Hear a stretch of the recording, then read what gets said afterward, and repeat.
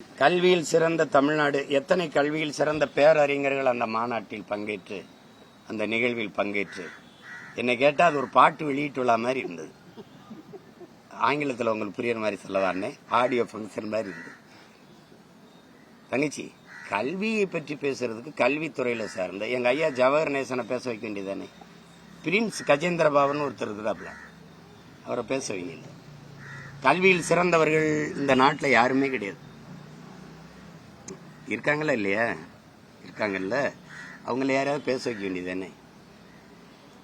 பள்ளியில் ஆண்டு விழா நடக்கும்போது டாக்டர் வேஷம் போட்டு, வக்கீல் வேஷம் போட்டு, பொறியாளர் இருந்து இன்ஜினியர் வேஷம் போட்டு வருவான்ல, அவன் டெத்தாஸ்கோப் போட வருவான், அவன் அந்த மாதிரி வந்தா இது நாடகமா என்ன தங்கச்சி? நான் தான் சொல்றேன், இது திராவிட மாடல் கிடையாது, விளம்பர மாடல். அவங்களே மாடல்ட்டாங்க. இது ஒரு விளம்பரம், செய்தி அரசியல், விளம்பர அரசியலை தவிர வேற என்ன தெரியும்? வேற என்ன தெரியும்? 2001 பள்ளிக்கூடத்தை மூடிவிட்டு கழிவறை விட கேவலமா அரசு பள்ளிக்கூடம் இருக்குது.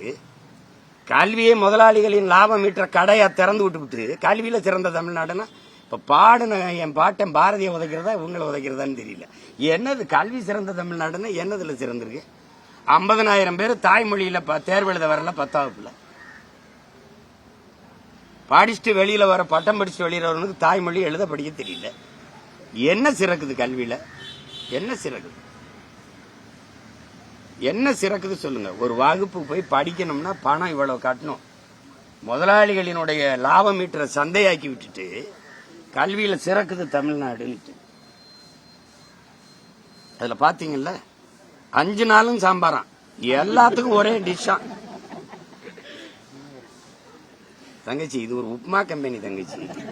இவங்கள போய் காலை உணவு போட்டு சமூக நீதியை காத்து, சமூக நீதி தெரியுமில்ல, கட்டடத்துக்கு பேரு செங்கல் சிமெண்ட் சாந்துக்கு பேரு சமூக நீதி.